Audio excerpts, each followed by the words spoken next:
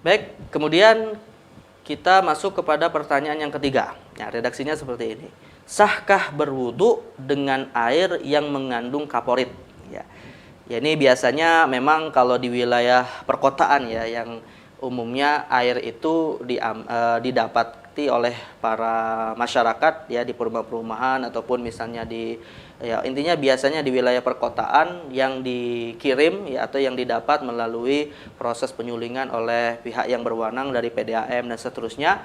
Biasanya memang air yang kita terima ini dicampur dengan beberapa zat kimia ya, yang kemudian kita sering mendengarnya dengan istilah kaporit ya. Dalam hal ini bagaimana sih sebenarnya hukum kita berwudu menggunakan air ya yang itu secara pasti sudah kita ketahui tercampur dengan zat kaporit. Yang memang zat kaporit ini yang merupakan suatu senyawa kimiawi yang pada dasarnya berbentuk gas lalu kemudian diolah menjadi semacam butiran-butiran yang dicampurkan ke dalam air, memang difungsikan pada dasarnya untuk menjernihkan air-air yang biasanya diambil dari sumber-sumber yang agak sedikit kotor atau tercampur dengan benda-benda alam yang lainnya yang umumnya biasanya kotor. Nah, bagaimana kemudian pertanyaan yang sudah ditanyakan tadi yaitu terkait dengan berwudu dengan air yang tercampur dengan kaporit ini. Di dalam fikih adanya pencampuran antara air mutlak ya, air yang berasal dari alam dengan zat-zat tertentu yang hukumnya ini adalah suci karena kaporit ini merupakan benda suci yang berasal dari alam. Ini disebut dalam istilah fikih dengan istilah bahwasanya air yang tersebut dimaksud dengan maun mukhtalat bi thahir, yaitu air yang dia tercampur dengan benda yang suci. Nah, dalam hal ini sebenarnya sih para ulama ada pada titik tertentu mereka menyepakati suatu hukum, namun dalam titik yang lain ada yang diperselisihkan.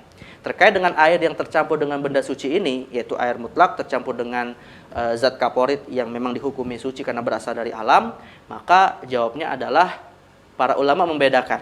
Kalau misalnya la yumkinul ihtiras, air tersebut memang tercampur dengan benda yang suci dan dia airnya tetap mendominasi kemutlakannya dibandingkan apa yang dicampurkan oleh benda yang lain, maka di sini hukumnya disepakati para ulama tetap thahir mutahhir, suci dan bisa mensucikan.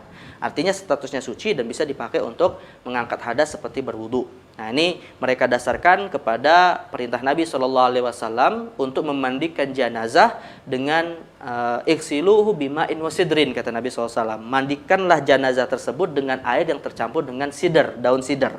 Nah, berdasarkan hadis ini, kemudian para ulama umumnya sepakat mengatakan jika ada air mutlak tercampur dengan benda suci dan masih mendominasi air kemutlakan dari air tersebut dari sisi zatnya dan tidak berubah secara umum dari sisi baunya, rasanya dan warnanya, namun masih kelihatannya betul-betul seperti air, maka di sini jawabannya adalah tetap masih bisa dipakai untuk berwudu. Tetapi kalau misalnya la yumkinul ihtiras, artinya bisa dipisahkan, dalam arti kalau dia tercampur kemudian yang mendominasi malah zat di luar air. Misalnya kalau kita ingin membuat susu atau ingin membuat kopi, ini kan pada dasarnya ketika sudah dicampur dengan zat-zat seperti kopi dan susu tersebut, ya kita tidak lagi menyebutnya dengan air, biasanya sudah menyebutnya dengan air susu atau air kopi.